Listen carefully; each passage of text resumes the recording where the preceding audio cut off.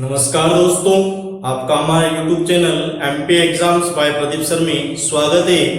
हम पढ़ेंगे निगमन विधि और इससे संबंधित कुछ महत्वपूर्ण प्रश्न है। लेकिन चैप्टर स्टार्ट करने से पहले दोस्तों हमारे इस चैनल को अधिक से अधिक सब्सक्राइब करें, शेयर करें और लाइक करें और साथ ही साथ बेल आइकन को जरूर प्रेस करें ताकि जब भी कोई नया वीडियो आए आपको इसकी जानकारी या नोटिफिकेशन मिलता रहे। ठीक है, हम पढ़ेंगे निगमन विधि। इसको डिडक्टिव मेथड भी बोलते हैं। क्या बोलते हैं? Deductive method. आपसे पूछ ले कि ये विधि किसके विपरीत है, तो ये पहला नोट है इसमें, यह आगमन विधि के विपरीत विधि है। ठीक है, ये आपसे पूछ ले कि आगमन विधि की पूरक कौन सी विधि, तो निगमन विधि। ये दोनों एक दूसरे के रिवर्सिबल है, अपने को ध्यान में रखना है। देखो, आगमन विधि में क्या होता है, जो बालक जानता है उस वस्तु से उसको नई चीजों के प्रति डाइवर्ट किया जाता है। लेकिन क्या होता है, इस निगमन विधि में क्या होता है, छात्रों के सामने पहले सिद्धांत या नियम बता दिए जाते हैं। क्या होते हैं? छात्रों के सामने नियम या सिद्धांत बता दिए जाते हैं और फिर क्या होता है, विभिन्न उदाहरणों से इनको स्पष्ट किया जाता है और फिर विभिन्न उदाहरणों से इनको स्पष्ट किया जाता है। ठीक है, ये अपने को ध्यान में रखना है।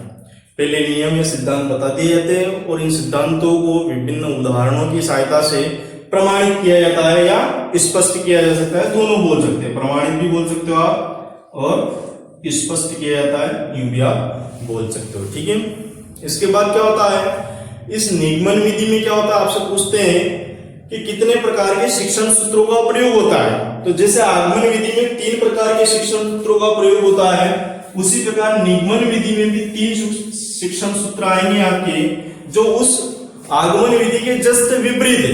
क्या है? जस्ट विपरीत है। तो ये अगला नोट है, निगमन विधि में 3 शिक्षण सूत्रों का प्रयोग होता है। क्या होता है, इस विधि में कितने प्रकार के शिक्षण सूत्र आएंगे? 3। पहला आएगा इसमें अज्ञात से ज्ञात। क्या आएगा? अज्ञात से ज्ञात। ठीक है, दूसरा आएगा आपका सूक्ष्म से स्थूल। क्या आएगा? सूक्ष्म से स्थूल।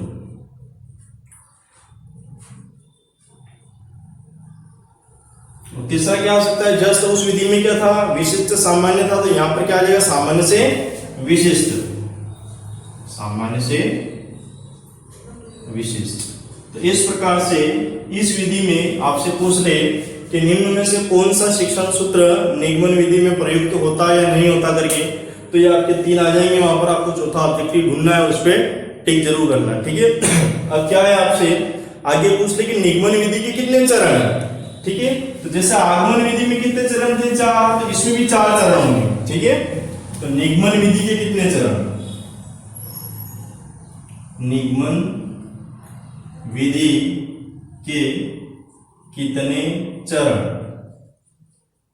तो आपको ध्यान रखना है कितने चरण है? 4 चरण। कितने चरण है? 4। सबसे पहला आएगा नियम या सिद्धांतों का प्रस्तुतिकरण। नियमों या सिद्धांतों का क्या आ जाएगा? प्रस्तुतिकरण आएगा। ठीक है, इसके बाद इनका प्रयोग करेंगे। ठीक है, तो नियम या सिद्धांतों का प्रयोग। ठीक है, ये अपने को ध्यान में रखना है। फिर और अगला क्या आएगा, उससे निष्कर्ष निकालेंगे अपन और फिर भी सत्यता की जांच करेंगे।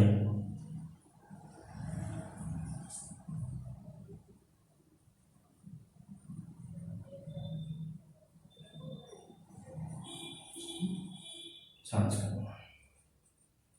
ठीक है। तो इस प्रकार से 4 चरणों का इसमें यूज होता है। फिर आपसे पूछ ले क्या इस विधि के क्या क्या गुण है, क्या क्या दोष है, तो इनकी चर्चा करने से पहले दोस्तों हमारे इस चैनल को अधिक से अधिक सब्सक्राइब करें और शेयर करें और साथ ही बेल आइकन को जरूर प्रेस करें, ठीक है।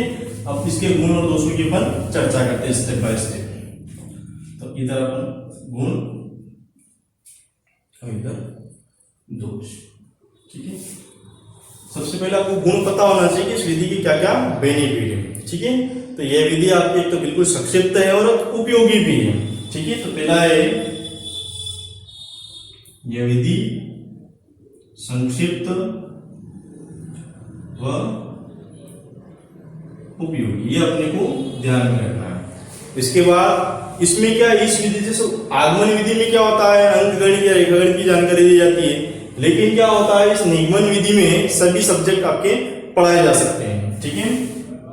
तो सभी विषयों को पढ़ाना संभव है, ठीक है। ये अपने को ध्यान में रखना है। फिर क्या होता है इसमें, क्या होता है इस विधि में कि छात्र जो होता है किसी नियम का प्रयोग करना सीखता है, ठीक है। छात्र नियम का प्रयोग करना सीखता है। नियम का प्रयोग करके सीखने का अर्थ है कि इसमें जो बालकों को पहले सिद्धांत और नियम बता दिए जाते हैं और फिर विभिन्न उदाहरण उसके सामने प्रस्तुत किए जाते हैं, विभिन्न उदाहरण प्रस्तुत किए जाते हैं। जैसे आपसे इसमें दे दे, मान लो जैसे अपन साधारण ब्याज निकालते हैं, मान लो क्या निकालते हैं, साधारण ब्याज। तो क्या होता है उसका फार्मूला, मूलधन गुणित दर गुणित समय बटे 100। तो ये सूत्र उनको पहले बता दिया जाता है और फिर इस सूत्र को प्रूव करना सिखाते हो, तो ये अपने को ध्यान में रखना है, ठीक है।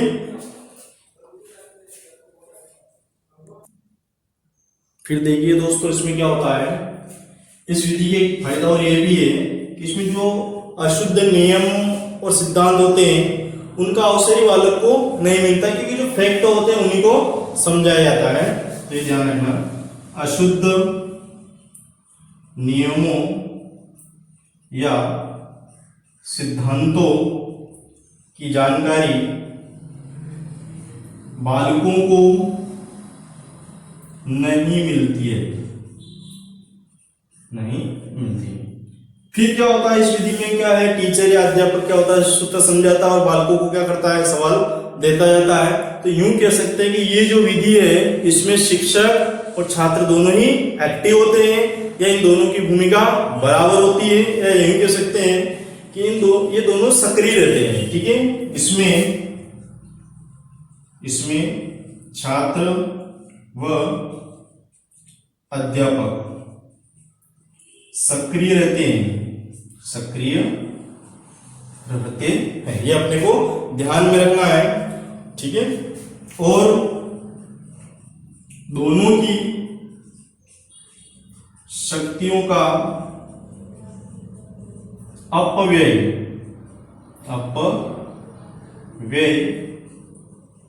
नहीं होता, ठीक है। ये अपने को इसमें ध्यान रखना है, ठीक है। और भी क्या है, इस विधि के द्वारा अनेक विषय पढ़ाए जा सकते हैं, जैसे आपने लिखा ही है, ठीक है। और एक और बेनिफिट है इसका लास्ट, कि इस विधि से अनेक छात्रों को एक साथ पढ़ाया जा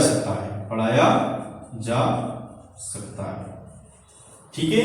तो ये अच्छे इसके गुण थे, ये इसकी विशेषताएं थी, ठीक है। ये संक्षिप्त और उपयोगी है विधि, इसमें सभी विषयों को पढ़ाया जा सकता है, सभी छात्रों को अपन पढ़ा सकते हैं। पहले सिद्धांत सूत्र समझा दिए जाते हैं, फिर उदाहरण दिए जाते हैं, ठीक है। और इसमें क्या है, जो अशुद्ध नियम वगैरह होते हैं उनकी जानकारी बच्चों को बिल्कुल भी नहीं मिलती, तो ये ध्यान रखना है। इसके बाद क्या होता है, इसके जो दोष है, ये दोष में पहले ही दोष इसमें आएगा कि इस विधि में क्या है, बालकों को सूत्र रटना पड़ते हैं। क्या करना पड़ते हैं, रटना पड़ते हैं। तो यूं कह सकते हैं कि इस विधि का एक दोष ये भी है कि ये रटने को प्रोत्साहित करती है। क्या करती है, रटने को प्रोत्साहित करती है, ठीक है, ये इसका पहला दोष था। और क्या दोष है, इसके बाद क्या होता है, इसमें बालक क्या होता है, सूत्र वगैरह कुछ क्षण या एग्जाम के लिए याद करता है, बाकी आगे जीवन में वो भूल जाता है। तो यूं कह सकते हैं कि इस विधि के जो सिद्धांत या नियम होते हैं या अर्जित ज्ञान जो होता है वो स्थायी नहीं होता है ना। अर्जित ज्ञान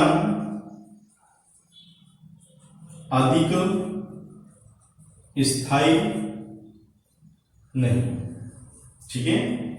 तो इसका एक दोष हो रहे, इसके द्वारा जो ज्ञान अर्जन मिलता है बालकों को वो ज्यादा लंबे समय तक नहीं रहता है। इसके बाद चूंकि ये सूत्र वगैरह इसमें सिद्धांत वगैरह दिए जाते हैं, तो यूं कह सकते हैं कि इन नियमों सूत्रों की जानकारी छोटे बच्चों को तो नहीं देंगे अपन, तो कुल मिला के ये जो विधि है केवल बड़ी कक्षाओं के लिए उपयोगी है। तो यह विधि एक दोष इसका ये है, यह विधि बड़ी या उच्च कक्षाओं के लिए उपयोगी, ठीक है। इसके बाद और देखिए क्या क्या है। इसके बाद क्या होता है, बालकों को बिना उदाहरण के सूत्र को समझाने में कोई परेशानी हो सकती है, क्योंकि बालक को उनको वेरीफाई करना पड़ता है। क्या करना पड़ता है, तो एक दोष और ये भी है कि बिना उदाहरण के सूत्र समझाना,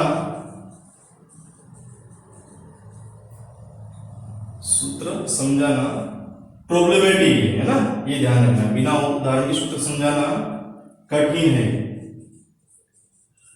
ठीक है, ये इसका चौथा दोष।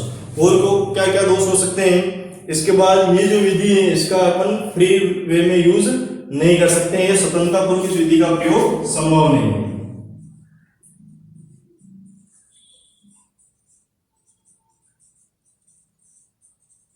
विधि का प्रयोग संभव नहीं है, ये अपने को ध्यान में रखना है, नहीं है। और क्या क्या दोष हो सकते हैं इसमें, ठीक है। तो अपन देखते हैं इसमें और भी अनेक दोष है इसमें। जैसे अब इसमें क्या होता है, ये एक अमनोवैज्ञानिक विधि भी, क्या है, ये एक अमनोवैज्ञानिक विधि भी, क्योंकि इसमें क्या होता है, इस सूक्ष्म से स्थूल का प्रयोग होता है, ठीक है। तो लास्ट दोष इसमें यह एक अमनोवैज्ञानिक विधि है, ठीक है। तो ये विधियां, इस विधि के क्या क्या गुण थे, क्या क्या दोष थे, अपने समझा इसमें, ठीक है दोस्तों। हमारे इस चैनल को अधिक से अधिक सब्सक्राइब करें, शेयर करें और बेल आइकन को जरूर प्रेस करें, ताकि और भी कई नए वीडियो आपके सामने प्रस्तुत हम करें तो आपकी जानकारी आपको मिलते रहे। धन्यवाद दोस्तों।